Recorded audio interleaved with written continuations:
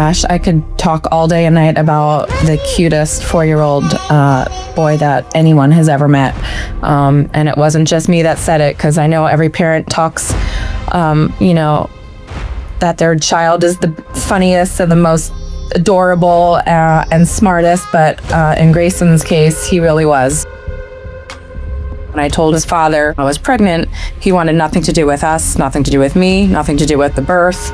We met when we lived in New York City on a dating app, and we dated for about a month until I moved back to Florida for a job. So we really didn't have much of a relationship.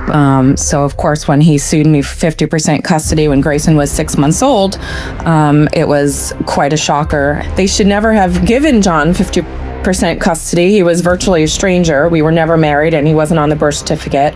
Our relationship once he moved down here was always contentious. Our co-parenting relationship was always pretty much a nightmare, and it tainted my entire joys of motherhood, because John just made everything challenging and argued with literally everything that he could. He just would never agree on anything, and he literally told me that his life mission would be to make me suffer. I decided from the very beginning that I was not going to talk to him really about anything other than logistics that we needed to discuss about Grayson, because he would text me incessantly every day, all night, about what a horrible person I am. It got to the point where I literally had to block him on all social media. And I also found a tracker on my car. John was obviously obsessive compulsive and was stalking me and harassing me and threatening me. Well, we were involved in our, obviously our family court case. I tried to get a psych eval and our time-sharing agreement adjusted due to what I felt him, not being viable for 50-50. I filed an injunction on a Wednesday for domestic violence in hopes to keep Grayson home that night. It was denied because the threats that I received were to me and not my child. And they also didn't really consider this type of abuse as domestic abuse. It was more just stalking. So Grayson had to go to his father's for his court-ordered time sharing. The next day, I received text messages from his father stating why was I at the courthouse, all this stuff, because obviously he was tracking me, so he knew something was obviously going on. And then Grayson was not in school that day. I called his teacher. They said they didn't hear from anyone. And then I didn't hear from him all day. And then on Friday, which was technically my day with Grayson, he wasn't in school again. And when I tried calling for the last 2 days prior, it just went right to voicemail. And I went to his apartment and they wouldn't let me in because it was a gated community, so I had to call for a police escort. The police met me there. They said that I would have to get an emergency pickup order from the judge. How long did this take? I don't know. I don't have child custody things, so I don't know how long that takes. I really don't know if his mental stability here. I'm really worried.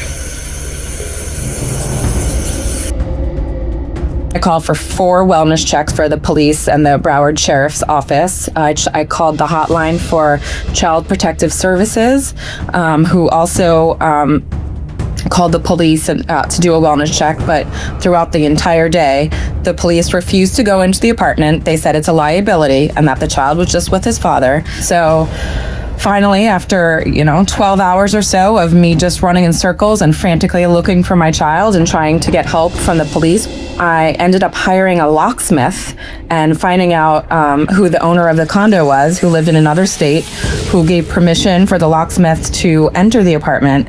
And I had the Fort Lauderdale police meet the locksmith at the door. They didn't want me to come down there. They said it's best if we just stay, at home. And they text me when the police and the locksmith were at the door, and then radio silence from there. And I got no response. They weren't answering their calls. And about 5 hours later, it was about 5 a.m. now, the police called my cell phone and showed up at my front door with about 4 investigators and a priest. And at that moment, I was just in my closet in a ball on the floor. And I think I just went into shock.